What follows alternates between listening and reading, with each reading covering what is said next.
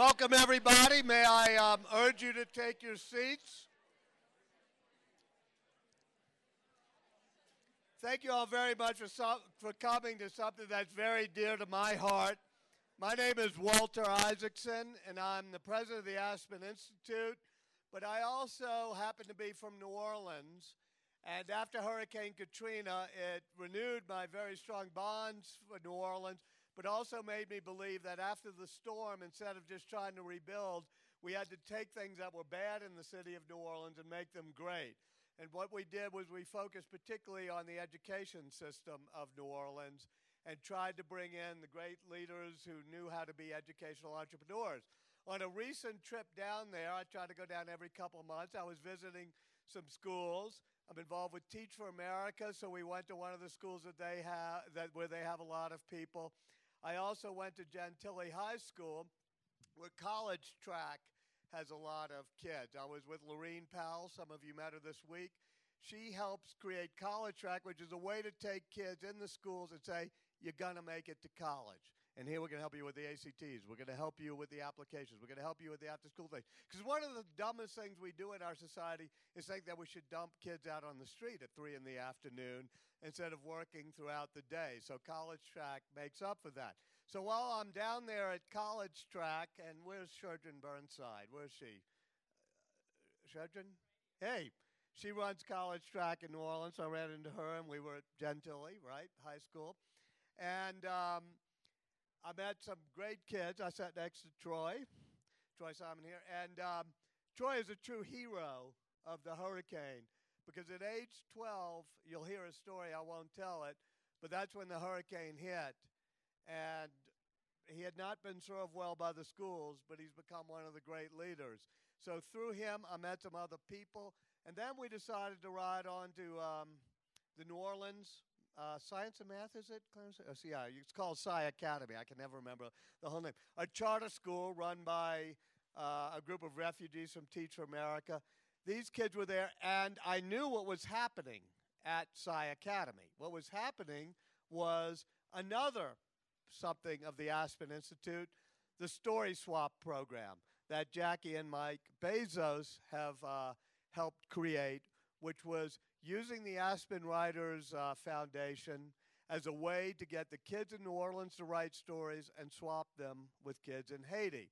So as a bit of a surprise, because I knew Lisa Consiglio was there, neither Jackie or Mike told me, but I knew she was there. I walked in, and there's Lisa Consiglio in the FEMA trailers of Sci Academy, working with the kids writing stories. And so we decided to try to bring all of this together. The Aspen Writers Foundation is now under the umbrella of the Aspen Institute. The Bezos family, the Bezos Family Foundation, which not only does Writers Swap and help bring these kids here, but I think most of you all are Bezos scholars, right? Is this what the front row is all about? So I'd like to ask the Bezos scholars from all over America to stand up and take some applause, too.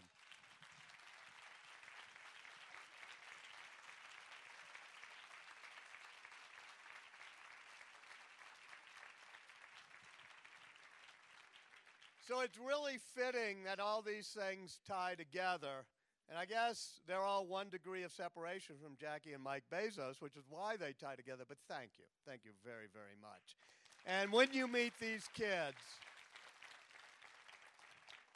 you will see how we can change education, how things like charter schools, and I hope you'll get inspired, but I'm going to make a bit of a plug. I mean, if you're looking at how Troy got brought out of his situation, or Clarence, or whatever, it's because of many things. It's the Aspen Writers Foundation, the Bezos program. We'd be quite happy if you want to chip in and contribute to that. Teach for America, Mr. Markovitz all started that academy, went down to New Orleans. I obviously love Teach for America. College Track, which really helped with these after-school programs. There will be ways you will get inspired. Just look it up and support one of these programs, because if we don't solve K through 12 education, if we don't make more kids like this out of the kids that we're leaving behind, we're not going to be successful as a country. So it's my great pleasure, I think, to introduce you, Lisa, right? The woman who was on her hands and knees when I saw her in a FEMA trailer in New Orleans in May, Lisa Consiglio.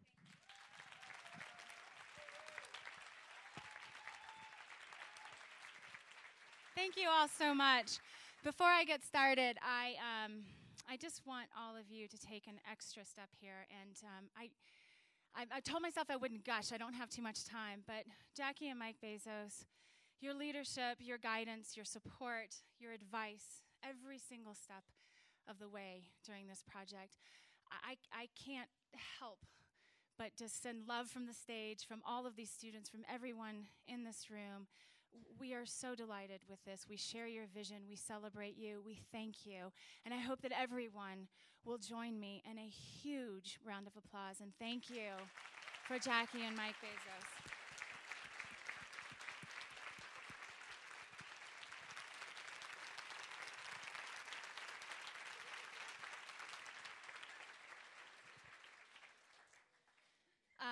I also want to thank a couple of other people, quite a few. There's a long, long list. My highest praise goes to the students who were determined to see this project through.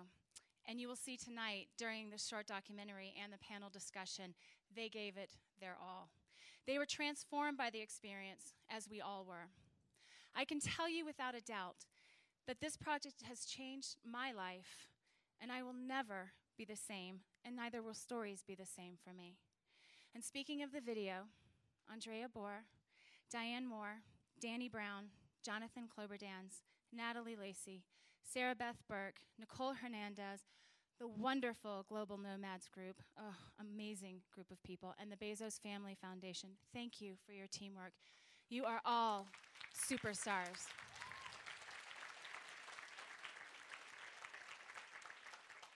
The Port-au-Prince New Orleans Story Swap Project was designed to encourage students, tomorrow's leaders, to go beyond the borders, look beyond their borders, and in order to gain knowledge and forge understanding.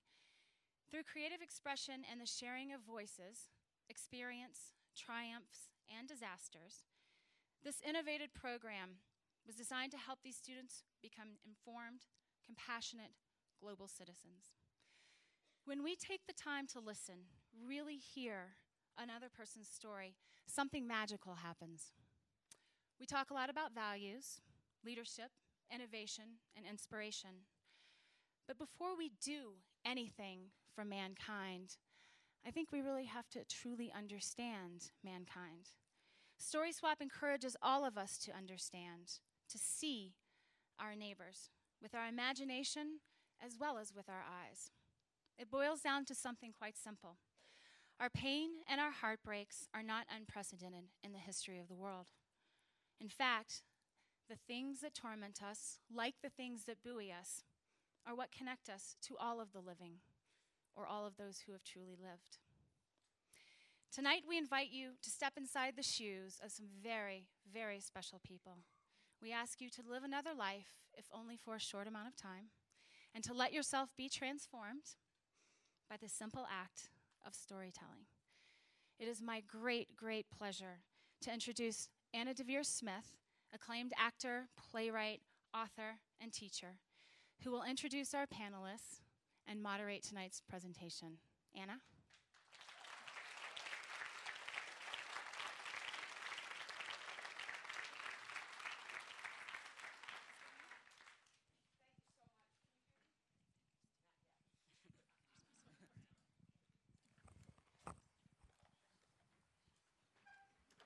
Okay, now you should be able to hear me. So it's just really great to see such a crowd out here.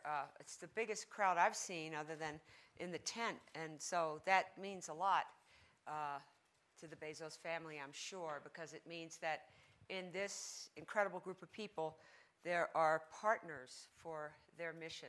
So I'm just so happy that you've come tonight to meet these young people and to hear their story and to celebrate what the Aspen Writers Foundation has done, along with the Bezos Scholars Program and the Bezos Family Foundation. So let's meet these remarkable people who are going to create our future. Kelly Paulemont.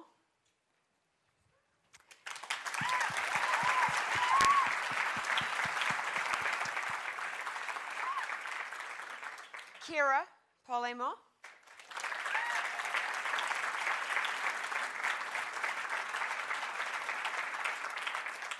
from Cours Privé et May in Port-au-Prince, Haiti.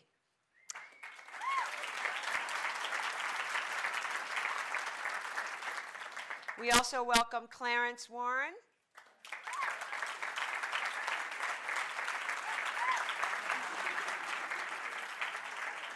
Casey Jordan.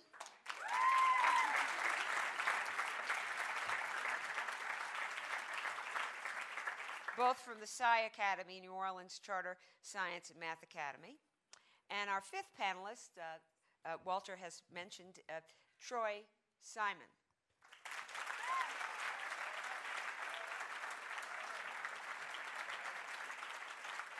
He's from Greater Gentilly School in New Orleans. I take it he's Walter's protege. So Walter Isaacson was introduced to Troy on his recent trip to New Orleans and found his story so compelling that he passed it on to the Aspen Writers Foundation, who in turn felt it should be shared. Although Troy did not participate in the original swap, he exchanged stories with Kelly in advance of this event. So please join me once again in welcoming these remarkable human beings.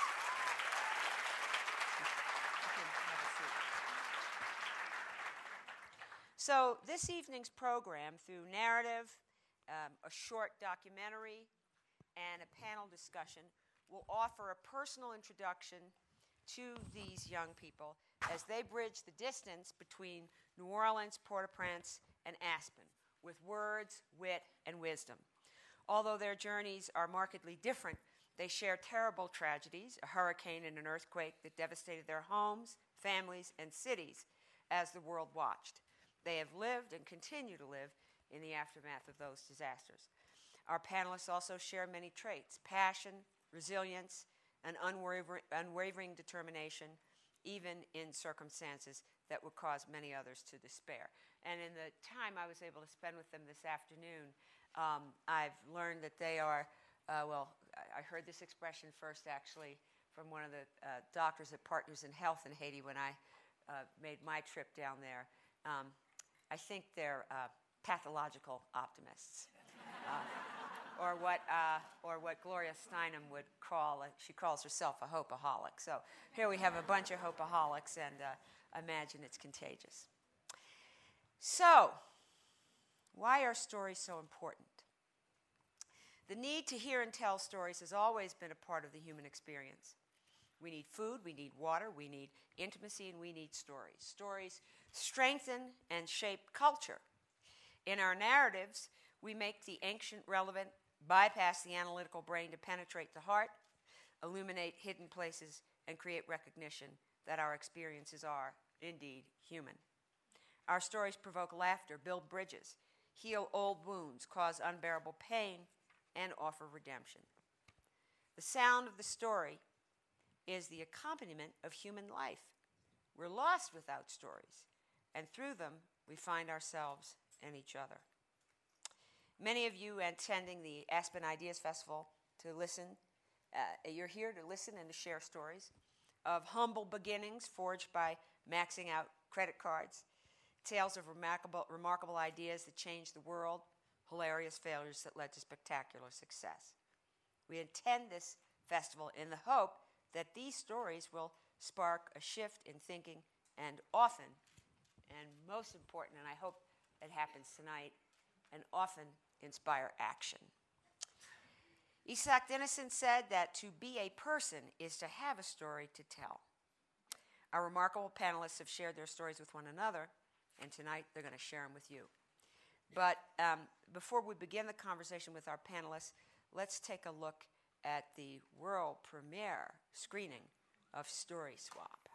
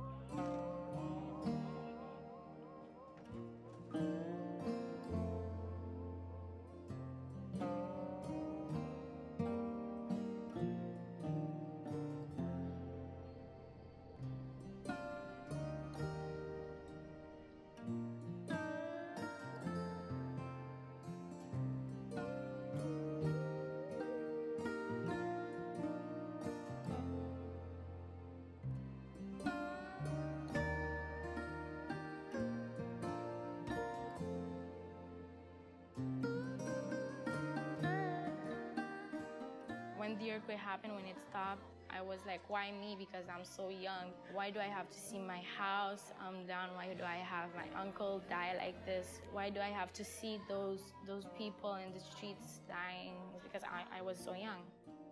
When I heard Alicia's story, I thought that it was very sad because she had to leave on the morning of when Katrina hit New Orleans. And she was, I think, 10 years old.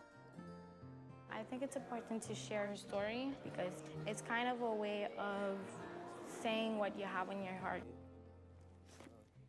Whatever comes first to your mind is the right answer. This isn't something that really requires, thinking deeply about. I'm Coralie.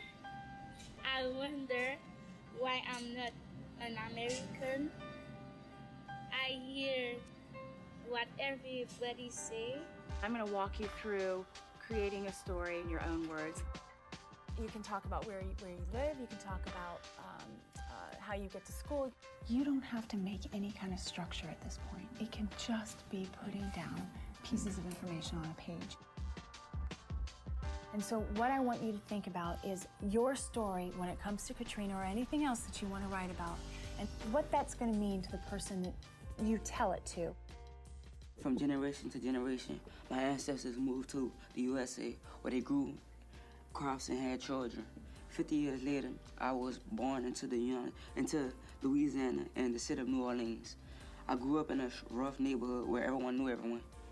I became addicted to football. Now, every Sunday, I go to my grandma's house and she makes gumbo that's so good. The shrimp and meat and other ingredients are so tender, makes you want to eat the bowl. That's fabulous. Heather's going to start you on the art portion of this, and I'm going to walk you through creating a story in your own words. Story Swap teaches people to really not only be a good storyteller, but learn how to listen and reflect and take that moment and understand a deeper side of themselves. We're going to brainstorm the story you want to share, because that's probably the most important part of this, is what do you want to tell? Keeping things inside of you, it's not going to change anything. It'll make you feel better. When you express yourself, it kind of feels better. You're going to sit one-on-one, and you're going to look at your partner. You're going to have one student in New Orleans who becomes your partner, and you're going to tell them your story, and they're going to tell you their story. They get a chance to look their partner in the eye, and in this case, it was a satellite feed between Haiti and New Orleans. That moment, I felt the house shaking, and I say, "Daddy, Daddy," and the one thing that really stood out to me about Story Swap was that I never thought that I could care for somebody that I really didn't know. Like, I care for my sisters and my brothers because they're my sister and my brother. But I just know this person for like 5 days, and I already feel like she a part of my life. How you doing? My name is Clarence. Hi, my name is Isabel. My mom, she was like, "I'm gonna stay. The hurricane gonna pass. The hurricane gonna pass." And I just started crying. Like I was like very weeping about it. Like I couldn't control myself. I just was crying. And finally, my uncle convinced her to leave. It was like massive traffic, and we was in traffic for about 26 hours, packed in one car. Me and my brothers and my sister. Well, me and my brothers, my mama, my grandpa. It was very, very hot in the car. And when we got to Texas, the hurricane hit New Orleans. And we had stopped at this shelter. And that was like one of the most devastating things I've seen. Like it was showing the pictures of my house getting blown away, how high the water was, like people floating in water. And thank you for sharing your story. That was very sad. The cell phone was ringing, and I answered, and this was my aunt. I heard my mom screaming. I said, "What's going on, Mom? You're not the same." And she said, "My grandma died." I'm sorry about your grandma. I'm sorry about your grandma. One thing that really connected with me is when my story partner, Isabel, when she said that her grandma died. And as soon as she said that, I just thought back, like, my grandma died a couple of years back. And I felt like that really connected both of us. Like, when she was telling her story, she started to cry, and I felt very, very bad about it because like, she just lost one of the most important things in life. And, like, I felt the same way. Brothers and sisters with no blood ties, sharing no fathers or mothers helps me realize that all who are here are the ones who care, and all that is clear is that they'll be there. When I feel myself leaking, when I feel no air, when I'm no longer speaking, I know they'll be there. I know that when I'm gone, I'll leave behind something that's strong. I'm Sebastian. I'm 14 years old. I live in Haiti. In Sebastian's story, I felt more pain for him because mostly it was just of how he had to sit there and watch the blood and gore and just watch all of his home basically collapse in front of him. It basically kind of hurt me. I've mostly learned is that, you know, as me being a teenager, you know, I have problems. You can help people no matter what, and that you should help people. If you feel that way towards your family, you can feel that way towards another person outside of your family. Whether we have blood relation or not, we are all here and we share the same space.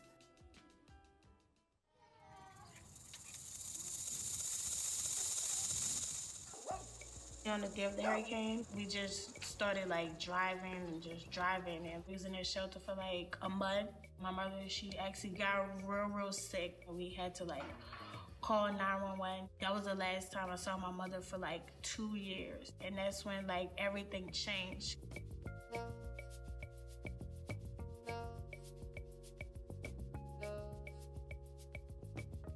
And I think I was like 14 at the time, and it was just me and my little brothers and sisters.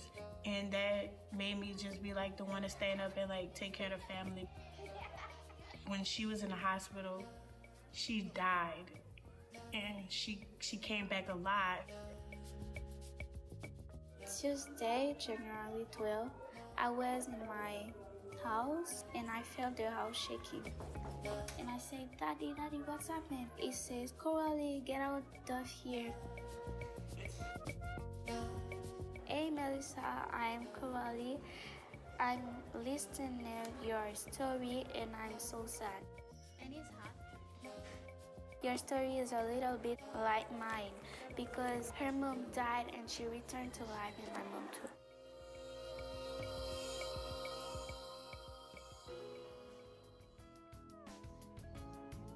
Their thinking is so fresh, they're so enthusiastic. The students rewrite that story that they received from their partner in Haiti or New Orleans and absorb the words that they had just heard, try and put themselves in that person's shoes. I think for the students, it definitely helped them develop different things that they didn't know, different skills, writing skills, thinking skills. I think it's good to write somebody's story. You feel exactly what you always feel. It's like when you read a book, you are the person in the book. That this story becomes your story. Now, you said something about the feeling you associate with this image. Why? And there's this really delicate red strip.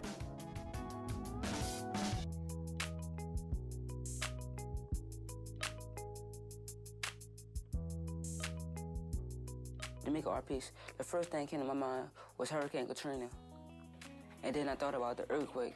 I was like, what if I just could put them two together and like use them as symbols between like the different experiences me and my partner and I had in Haiti. And I was like, this would be very good. And I just did it.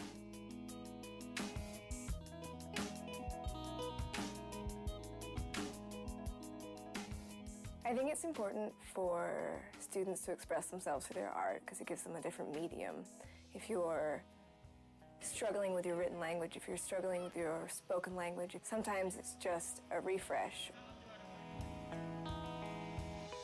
It's just going to allow your brain another method of maybe getting closer to what you actually think and what you mean. I came up with the idea of the art piece because I just wanted to create something bigger than what all she told me. What else could express what she told me than a real dirty cardboard and put a hole in it. And that's her heart and how the earthquake just broke in her heart. And it just like caught me like, all right, I'm gonna do this for her.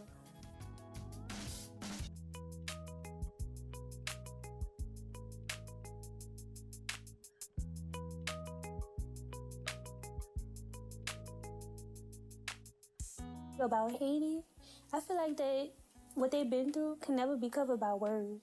It's just so much bigger than that.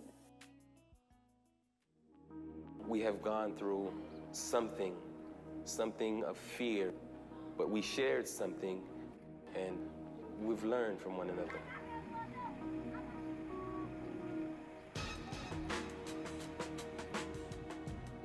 The day of the earthquake, I felt the building shaking with me and everybody started to run because we didn't really get what was happening. I was wondering what happened to all my friends, my dad, to all my other families. And I had lost my grandmother, so it was kind of hard for me because I was pretty close with her and everything. To see all the places that you used to hang out with your friends and, all the friends left too.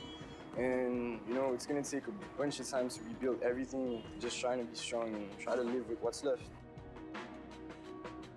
We used to drive by and have fun, but we can't even do that anymore. I mean, seeing all the people in the street without families, without home and everything, it's kind of sad and depressing too. I'm glad to go back to school because the first step in life to achieve is education. And without that, I mean, you can't be anything.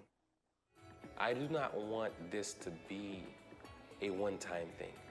For me, I'm going to use some of this in my programs to be able to allow my students to fill the shoes of another student. Besides thinking about yourself or themselves, you have to learn how to think of others too.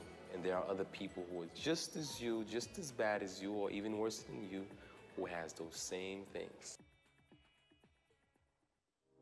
It was hard because it was just two options, to die or try to get out.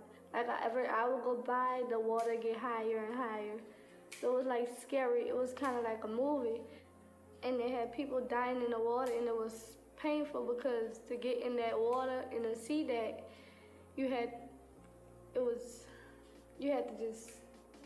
to make it. The hardest part about telling my story would be I had no news about my mother. I was singing and crying at the same time, and it was very, very hard for me to say it because people would be thinking, what is she thinking? She's singing while people are dying. Well, it's my way of being strong.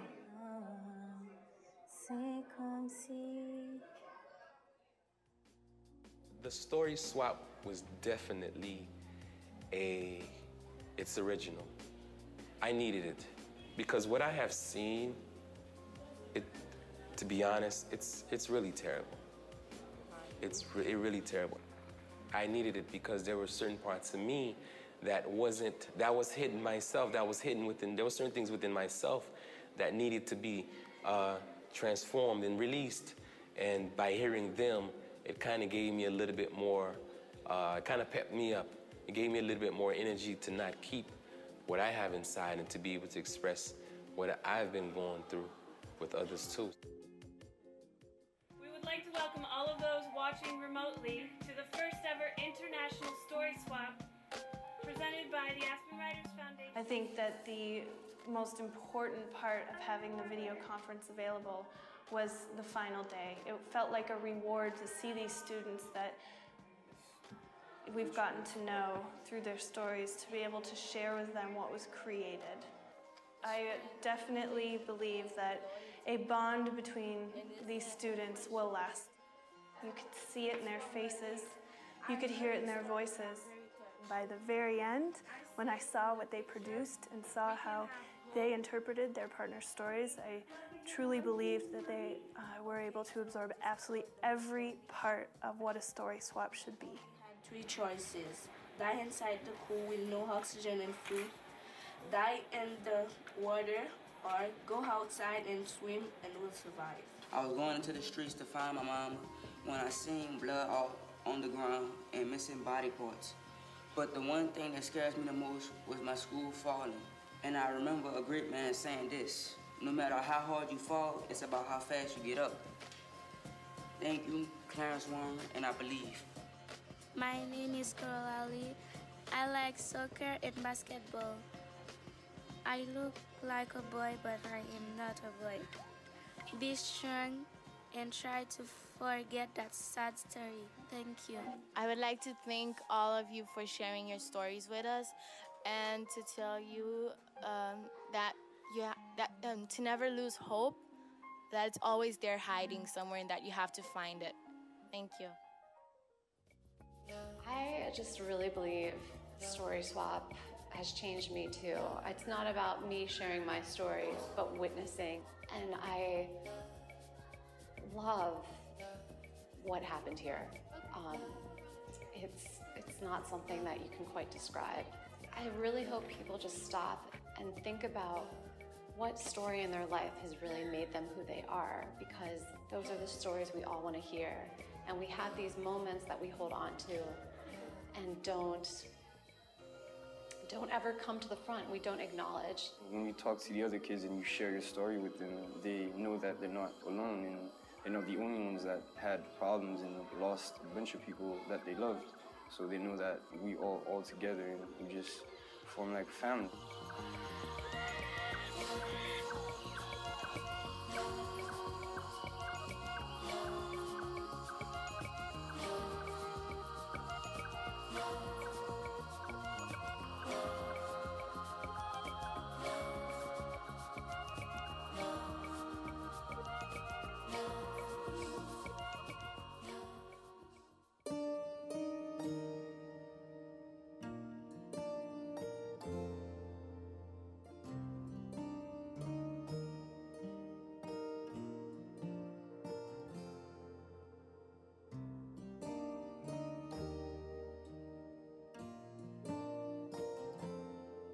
If I had one thing to say to Coralie, is that you are a very strong person. You are stronger than me.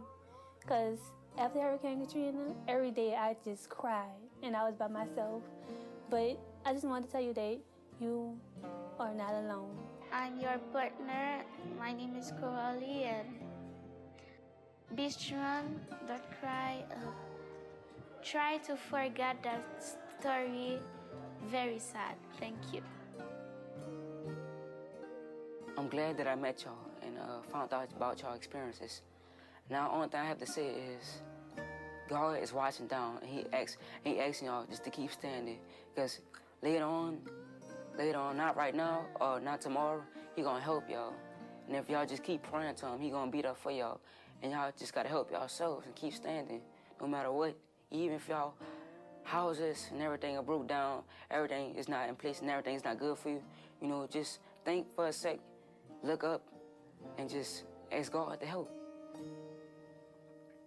Retrouver le sourire. Parce que la vie, c'est pas facile des fois, mais un jour, quand même elle retrouvera le sourire. Okay, she says that to her friend in New Orleans that you have to take life how it comes, and life is like this. There will be good times and bad times, and that you have to keep on smiling because that's the best way to have courage. Tu dis merci? Thanks.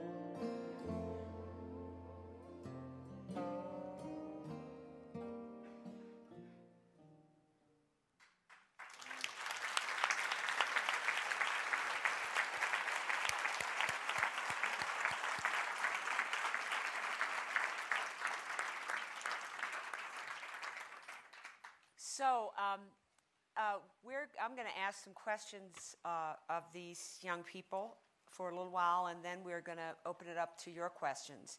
But I was intrigued by many things in this film, and particularly one moment when Kira was talking, and she said that she was singing when people were dying, or how could you be singing when people are dying?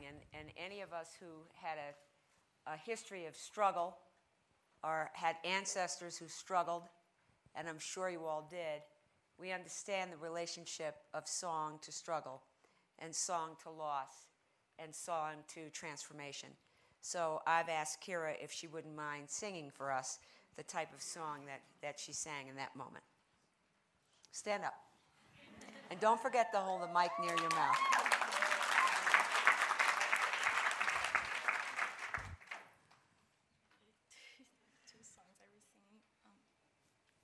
either one. This was the song that I was walking in my graduation day. There's a hero. If you look inside your heart, you don't have to be afraid of what you are. There's an answer. If you reach into your soul, and the power and the sorrow that you know will melt away. And then a hero comes along with the strength to carry on. And you know you can't survive when you feel like hope is gone. Look inside you and be strong, and you'll finally see the truth that a hero lies in you.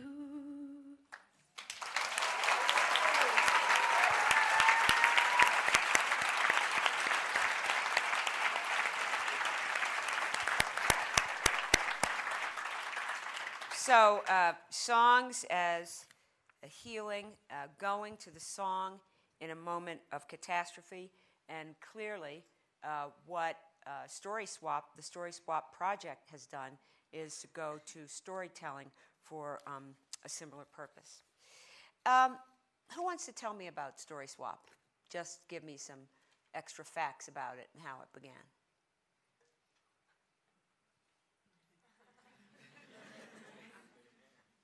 Troy?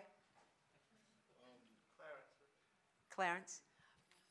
Story Swap is like, it's like a great experience. Like it's considering that.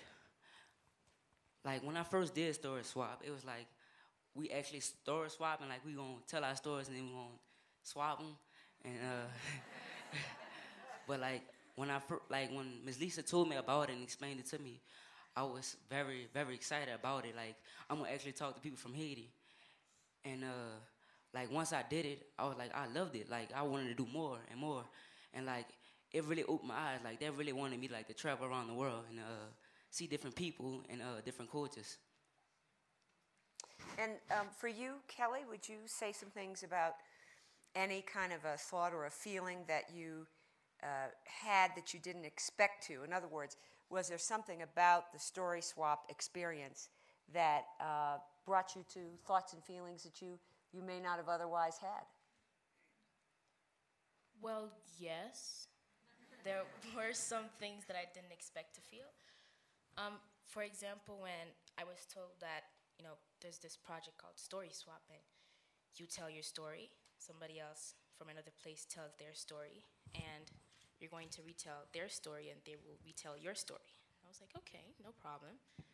And I told my story, and when I heard it retold, it was from a different point of view, but somehow I didn't think that my partner could relate to it because, it's just my story, just retelling it. So I thought it was like a mirror.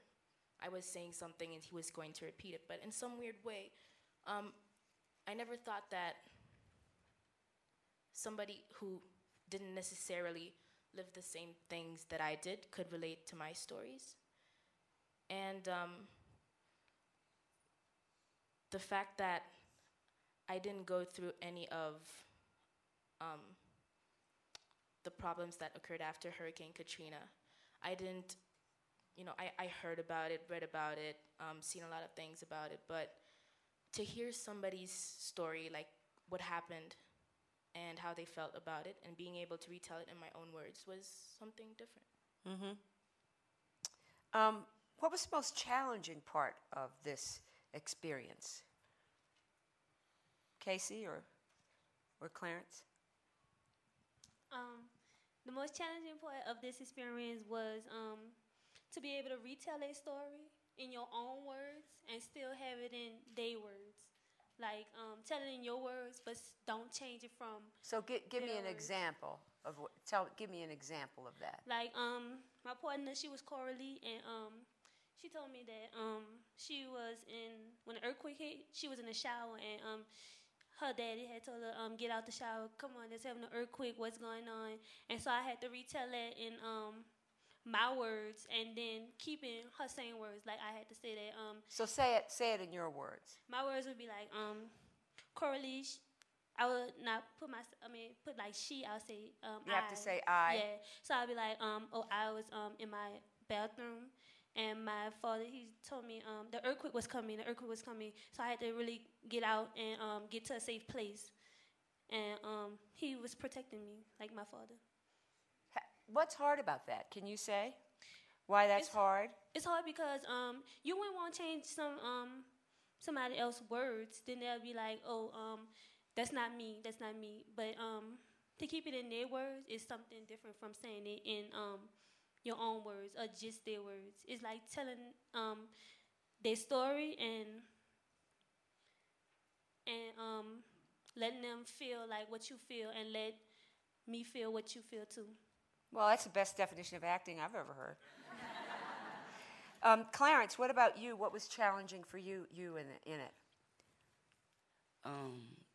What was challenging was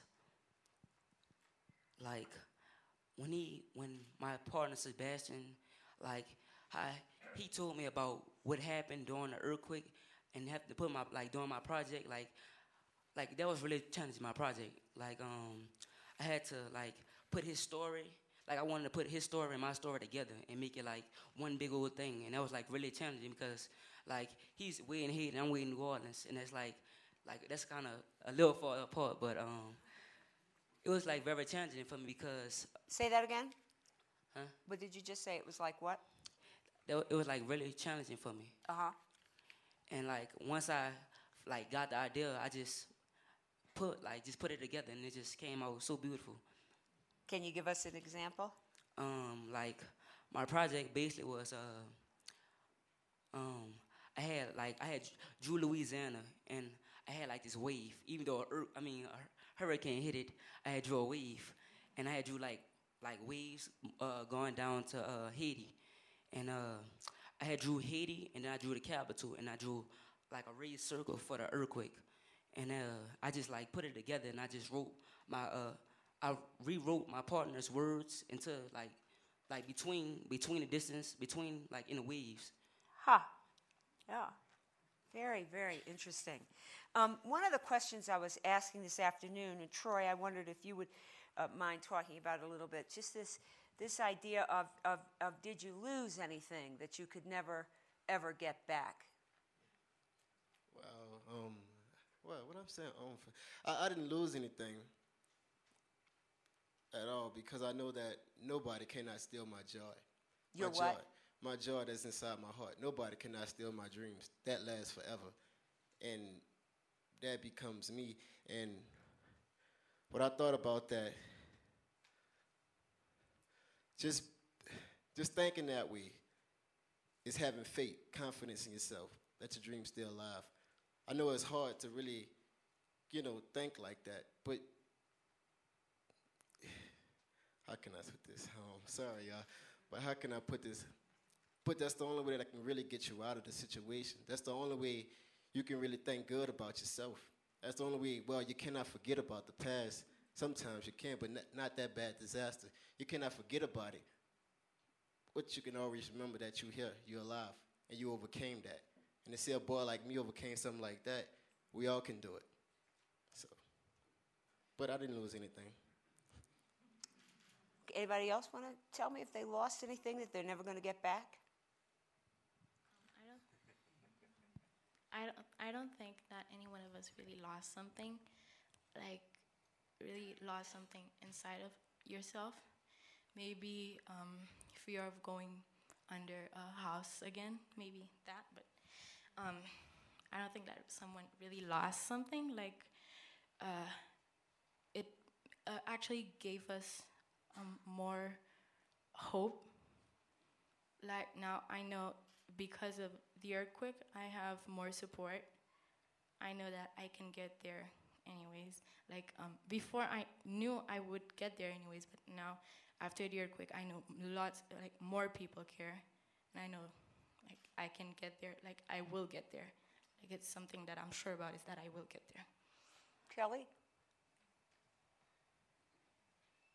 Kelly is an incredible student, but I was warned that she's the shyest of the group. Well, I think that in the question of losing something, that people didn't really lose much. I think it was more like they had a chance to gain. Because with Hurricane Katrina and with the earthquake, it was like whatever you had family members, you had a life, you had things that you were doing, you had a personality. Whatever you had was somewhat shattered. And what had happened, the hurricane or the earthquake, was sort of a chance to have a new beginning for people who wanted to reconsider themselves, reconsider who they were, what they were doing. I think that both tragedies opened people's eyes to who they were, what they were doing. I mean, a lot of people in Haiti, you know, after the earthquake, they were like, wow, an earthquake just happened. I mean, and they were starting to make totals of what they had amounted to, you know. I have kids, but I'm not really there for them. You know, I'm kind of absent in the family, and it strengthened some bonds. So, in the end, I believe that whatever has been lost in terms of material or emotional terms, could be, whatever had been lost has been compensated by whatever happened afterwards, after the earthquake or after the hurricane. People got new chances to start over. But your country is still in incredible disarray. How do you feel about that? It is. It is in disarray because people are still having trouble getting back up on their feet. Things are going slow. I mean, things are slowly starting to go back to the way they were before. People are going back to work, starting to go out at events on Friday nights, Sunday nights, but it's still very stiff. You know, some people, you tell them, oh, let's go to this place, and they go, inside? You know, yeah, inside. You know, no, it's okay. I'm just staying on the outside, you know. And some people won't consider going shopping, but the frustration isn't only in the society in itself. It's also on the political level, because most people consider that it's about time to have some change, because the way the president is leading the country, a lot of people are against it. They have problems with him. They want him to leave right now. But his term is supposed to end on February 7th of next year. And if the country is still in a state of despair and in need of somebody to take things in charge, he might leave on May 14th. And a lot of people are uncomfortable with the decision, or they don't really like the idea of him leaving either on February 7th or May 14th. They want him to leave right away. So things are very tense, both on the political level and on the social level. Mm-hmm. What was your day-to-day life? Anybody can answer this. What was your day-to-day like? Maybe we'll start with you, Troy. What was your day-to-day life like immediately following Katrina? Day-to-day life, just struggling. Being the person out there. Right afterwards, it was regular? Day-to-day life before Hurricane Katrina? No, right after the storm, right afterwards. Well, not really sad, because it really didn't matter to me, but just struggle and pain, that's all. Day-to-day life. And how is it different now? Different now? Oh, it's different now. So happy because I know that I went through some pain as a 12-year-old boy who really couldn't read or write, but I got through it. And I learned that pain was only for the moment, but quitting was forever. I learned that my dream's still alive and I still can go far. Now, since I put my footprints in the ground, people can follow my footsteps and be the leader I became. So I have faith now. Well, when you use that word leader, tell us something that you've learned about leadership because of what happened. Great privilege comes with great responsibility. I mean, sometimes even your friends gonna get jealous. Family. And that happened, I mean, still happening to me. And you just gotta leave some people alone as a leader because they'll really try to bring you down. People still whisper about me, tell their lies, all kind of things. But as a leader, I learned that I'm a powerful speaker, motivational speaker, a wise man that think before he really take the step. So. All right, so I'm going to put you to the test about that.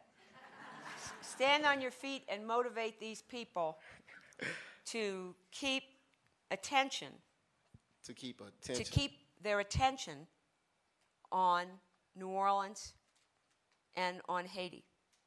To not forget it just because it's not on the front page. Up on your feet and motivate this crowd. On my feet.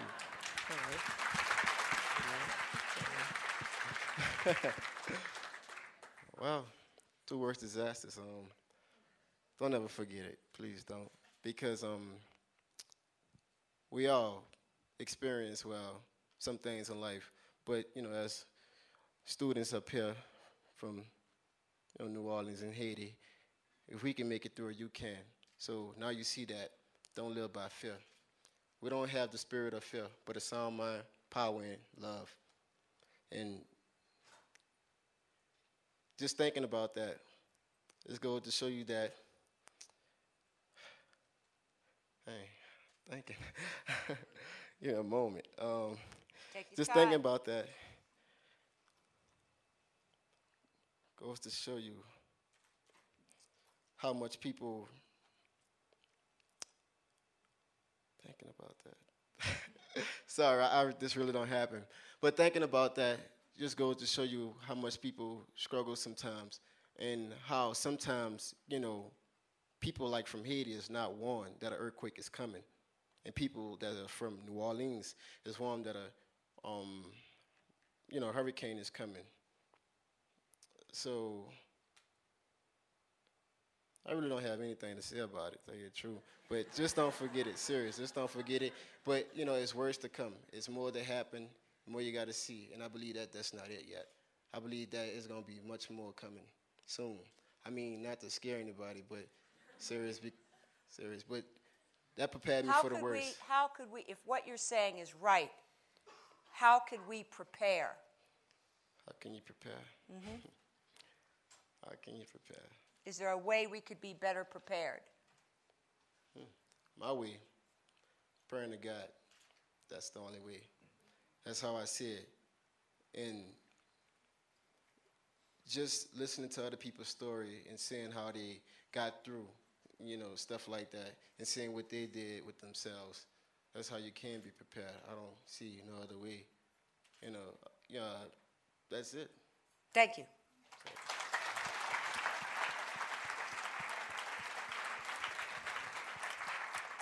Kira, have you stayed in contact with your partner? Yeah.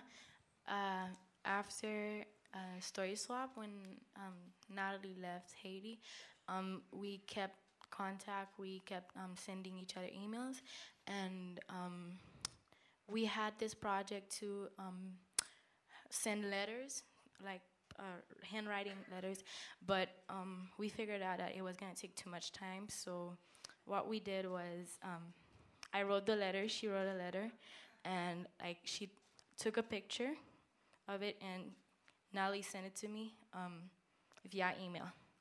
So it was,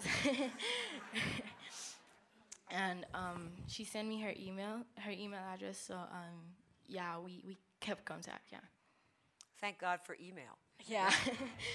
So this is a sort of last question I'm going to ask, and I would like other people to ask you questions. Can anybody talk to me about how this whole experience of telling another person's story changed your writing in general? Did it make your writing better? Oh yeah. Or your speaking better? After Story Swap, I think that after tonight, I will be telling myself wow, Kira, you can speak like Obama, wow, you can speak a lot in front of a lot of person, wow.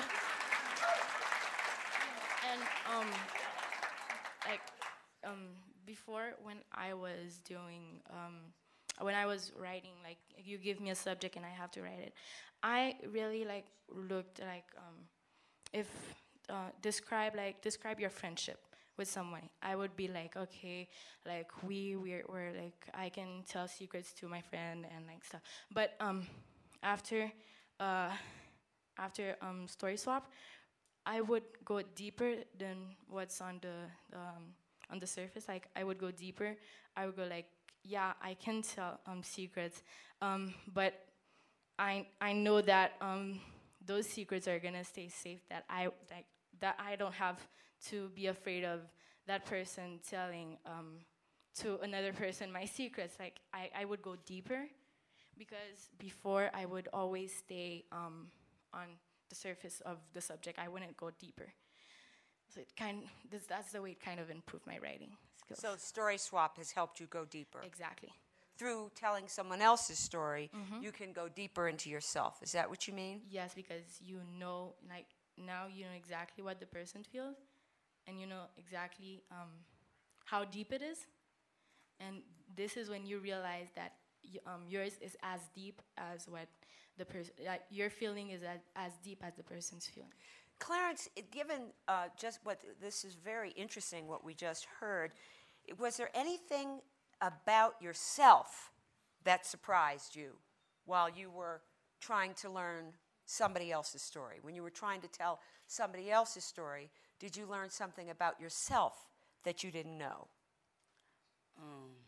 One thing I didn't know about myself is that, like at first like I'm very creative, and I can think of stuff, but I couldn't expand it. But after doing Story Swap, I can expand it now, because, like doing a project, I never thought about putting myself in someone else's shoes, and like once I did that, I was like I could probably do more and expand it. Like that made like me think more and more about it. And that, yeah. So, Casey, will you read to us a poem that I think you wrote here in Aspen? Is that right? Yeah. Okay. You wrote it at home? Okay. Use the mic. You got to get it? Oh, I thought you had it in your...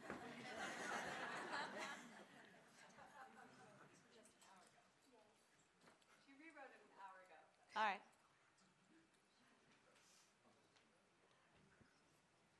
So you wrote it at home and you rewrote it an hour ago? Yeah, I okay. rewrote it at the hotel.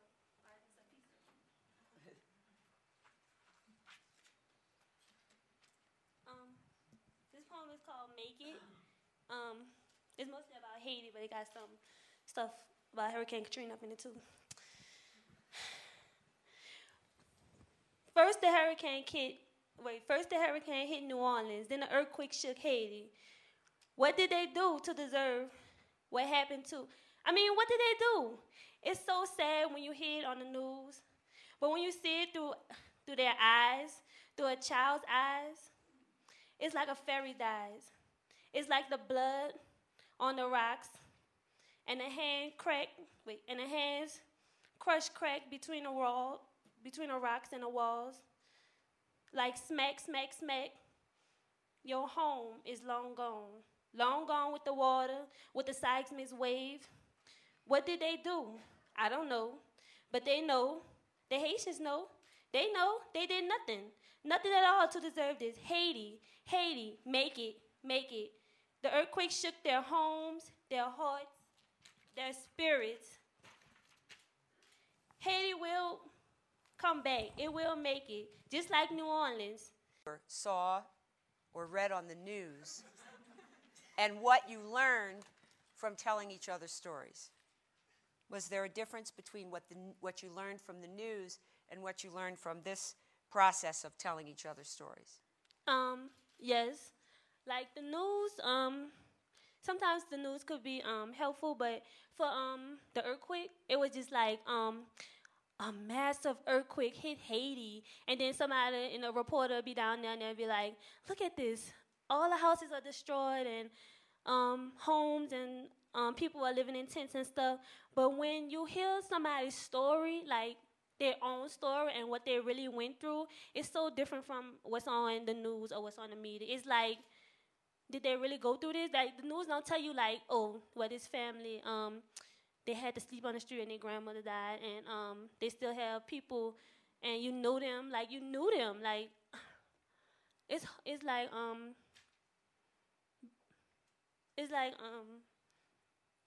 being right in they not even in their shoes, in their whole spirit, like in their body, and to see somebody like really going through this is real hard, and you feel for it rather than different on the news. Like they just say something about Haiti, and it's just off the news when it really should be like back on the news, because they have so much more to tell about the earthquake and about what happened in Haiti. Because it's really not just something that you could just say. It's something that like you have to live and you have to like go through. Very good. Any one of the other ones of you want to address this question about the difference between the news and telling someone's story? Clarence? Yes. I like to add on to what Casey said. Sorry. The news like will tell you like what's going on like around Haiti. Like it wouldn't tell you like each person's like own story, like what's really going on in Haiti. Like when I did a story swap with my partner Sebastian, he actually told me like what was really, really happening. Like the news, it would tell you, oh, Haiti's being destroyed, buildings collapse, people are hungry, and it's like it's very, very bad out there. But like listening to Sebastian, I was like actually like, wow, like this really happened, because like what he told me was like really different from the news. What was different? What was different? Like the news, it was like the news said Haiti had just been hit with an earthquake. Everybody's like they finding bodies all over the place, and etc. But what Sebastian told me was like, yes, like the news didn't tell you about everybody dying, mostly dying. But Sebastian, he told me like what's happening to each individual in Haiti, like who they losing or what they doing or what they going through. And the news like really didn't tell me that, so it was good to hear that from Sebastian. Thank you. May I have some questions from you, or stories you would like to swap with these young people? Do we have mics that we can use in the audience?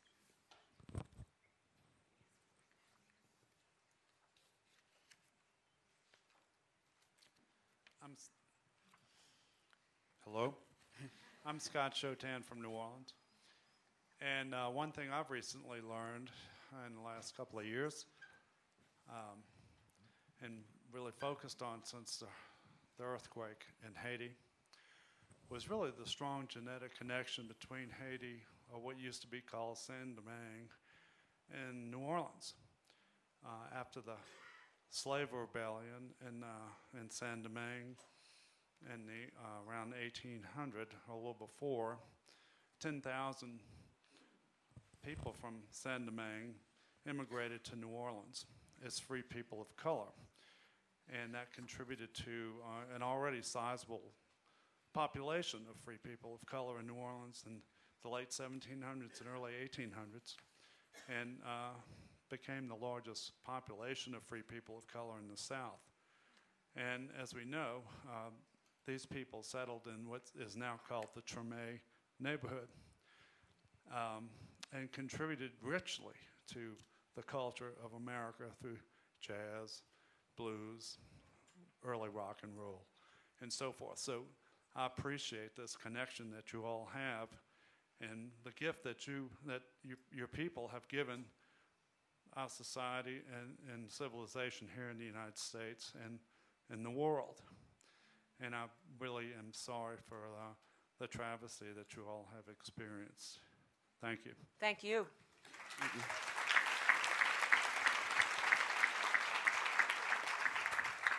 Anyone else? There's a hand.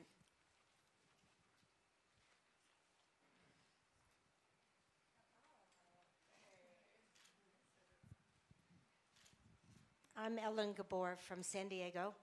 The writing process that you were taken through, the writing down of ideas and the brainstorming and all of that, was that a new process that you were learning? Or had you learned this before? we had learned this before during school, and it was not that hard. Like, it was very easy brainstorming, putting ideas on the paper, because like brainstorming, just putting down your ideas. You could be right or wrong. So it was very easy. And are you still using this process now in school when you write something? No, not really, because like when I write, I start off writing my rough draft. I just write it down, and then I go back and check it. And like I just like anything I really like, I just write it down some more, and then put it to my final draft, and just. That's good. Okay, thank you. Kelly, can you imagine ways that this project could be used in other subjects? The story swap process?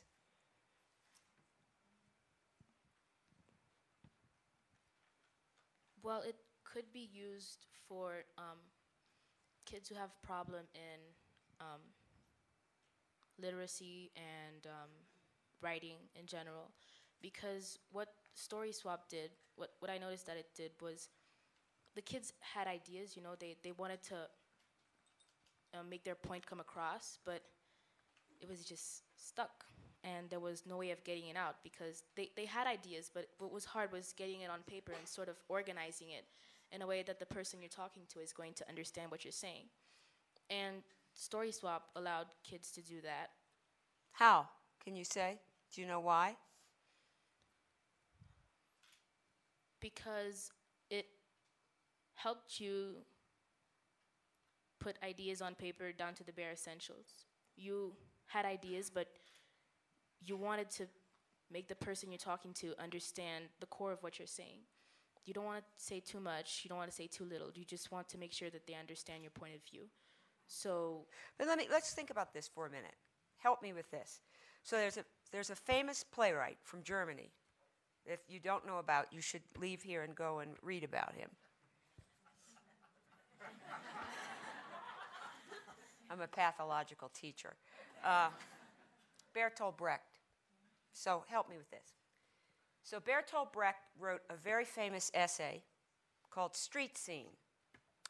And the idea in that essay is that if you and I walked outside and there were an accident and people came running out and wanted to know what happened, and we saw what happened. Let's say we saw someone shoot someone, unlikely in Aspen, but nonetheless. And a robbery. We hope not, God forbid. We would begin to express that in the way you're saying, very succinctly, quickly, and we may not even use full sentences. The guy came over and bam!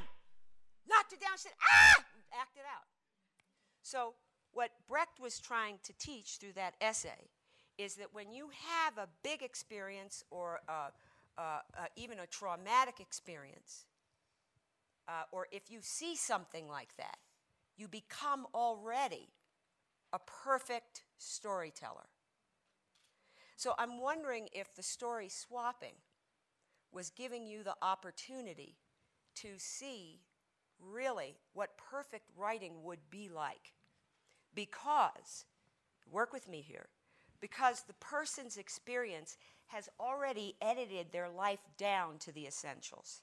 Does that make sense to you? Give me something back.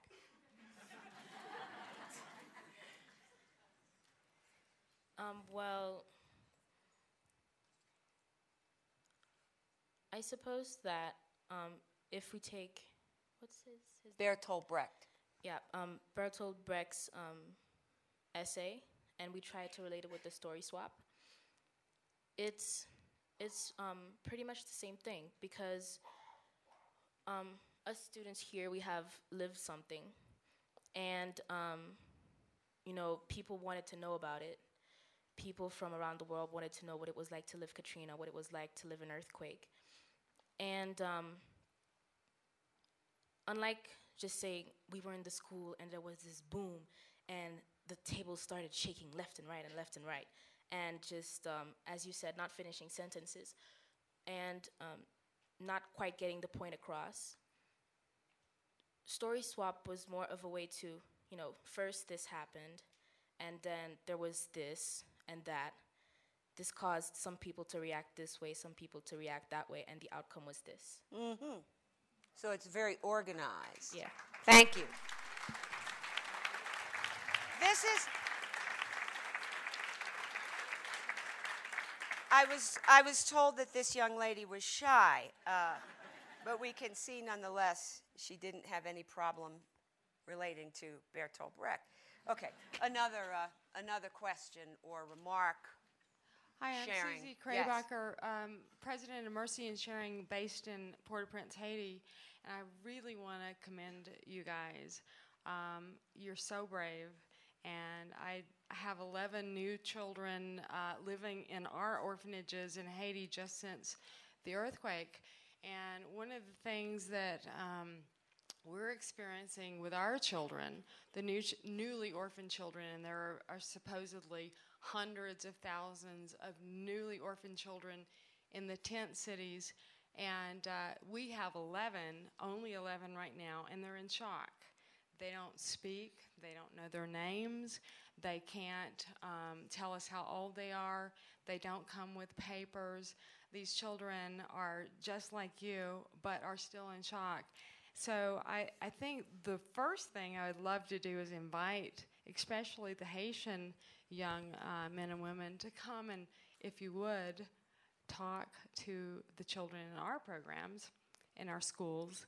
And I'd like to ask, do you guys are you still living in Haiti? Are you, have you moved to the U.S.? Where are you positioned right now, and what are you going to do for the Haitian children that are still in trauma and shock in Haiti?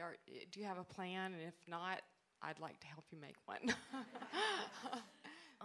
After the earthquake, like me and Kelly, we went through New York City. She spent 2 months there. I spent 1 month there, and we got back to Haiti, and classes started again.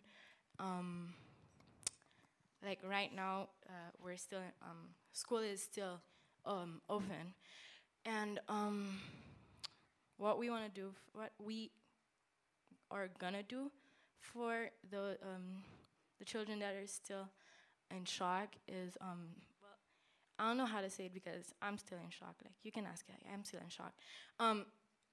Would be like if we could have like some way of showing them that like we went through the same thing, that some of us are still in shock, but we don't stop there. Like we go, But let me just ask you: are there things, at least the trip that I took in May, just on a level of no place to play that is safe? Are there things that you could see that children who are in shock need, that even maybe people in this room could help them get some kind of a way? Do you see a need that you could tell us about? Yes, I see a need, but I don't have the word in English. See, it's encadrement psychologique. It's because they are traumatized, and that's what Story Swap and GNG kind of did.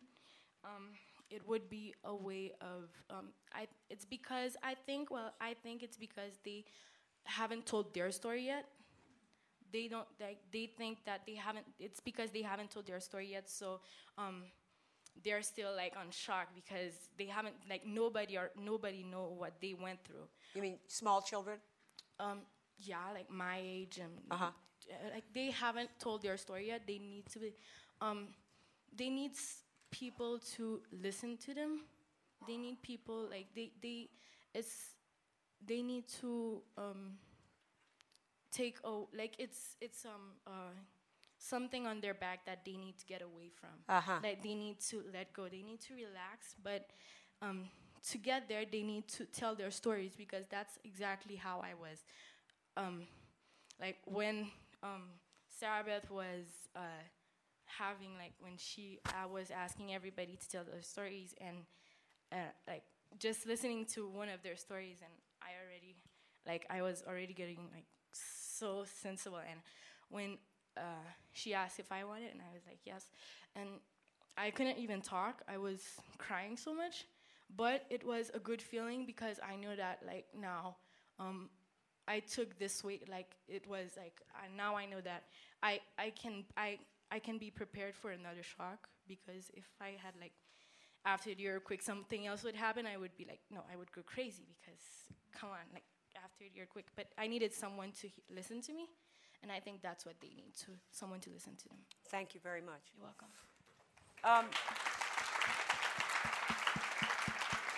I think we can have one more question or comment, and then sort of be wrapping up. I think that's right. The organizers. Yes, there's a hand over here.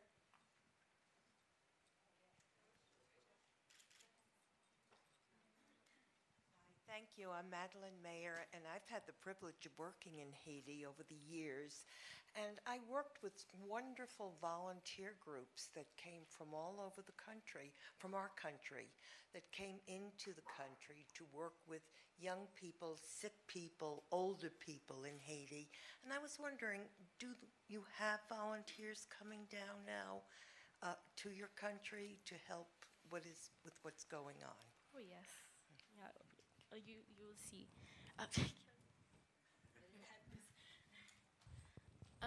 Yes, there are a lot of volunteers. I mean, right after the earthquake, the first organizations to be seen in the streets, and this was kind of surprising because, you know, people were still in a state of shock, and, you know, they'd be like, where are these people coming from? Where are they going? What are they doing? I mean, it's panic time. Let's run and scream.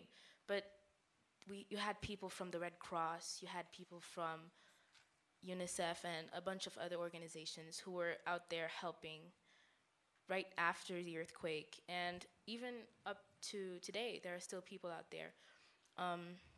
Doctors Without Borders have those clinics that they set up in tent cities, because as the hurricane season is approaching, people are getting worried. You know, tent cities are really concentrated, and so there is fear that, you know, people might get sick really quick because diseases spread very fast. So with the intervention of these organizations, the way that they act so quick and so thoughtfully, I think that by the time the hurricane season is in its full blow, that people will be prepared. So,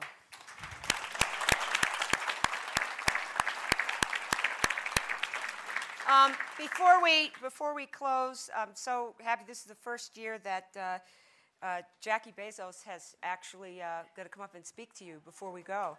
And you know that she, together with her husband Mike Bezos, founded the Bezos Family Foundation. It's a private, independent foundation. The foundation works to strengthen educational opportunities for everyone, regardless of economic circumstances, and to cultivate learning as a lifelong process that begins at birth. So would you please welcome Jackie Bezos.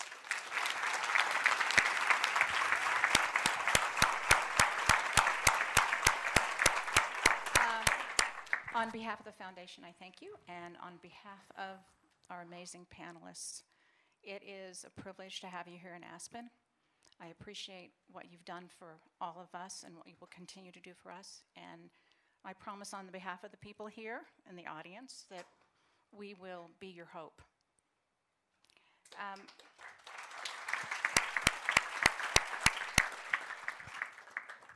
There isn't anyone in this room that doesn't have the ability to do something for someone else, including our panelists who are willing to step up for others in their country and in New Orleans. I'd like to encourage you to dig down deep, figure out what it is that you have to offer, whether it's you're a photographer, whether you're a director, thank you Diane, thank you Andrea, whether you are a web designer, a writer, a child. There's something that every single one of us can do here.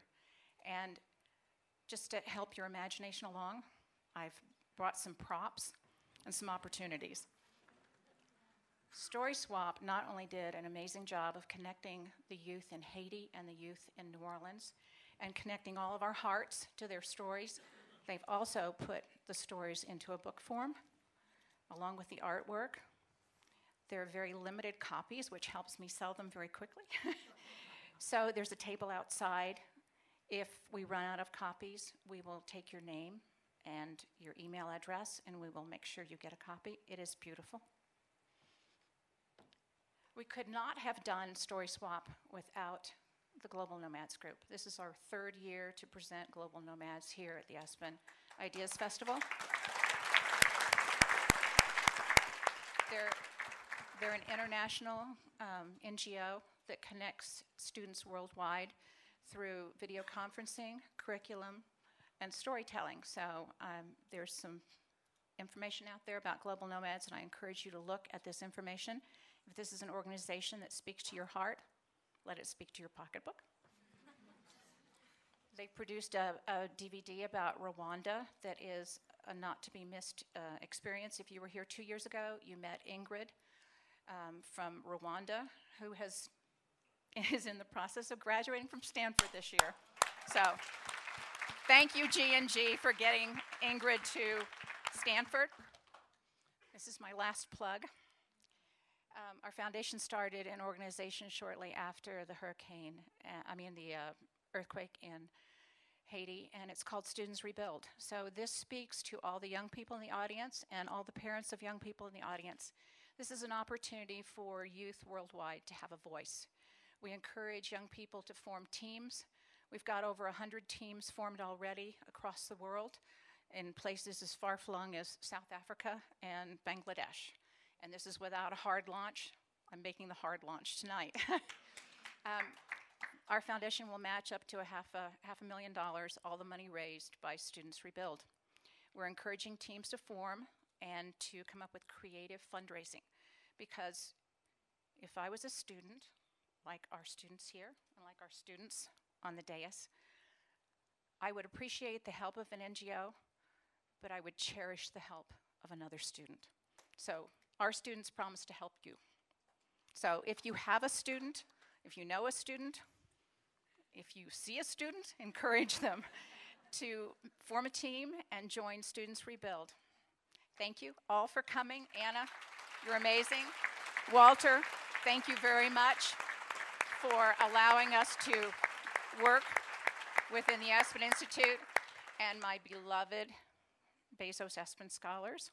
Yes, and my honorary Bezos Scholars, yes. Good night.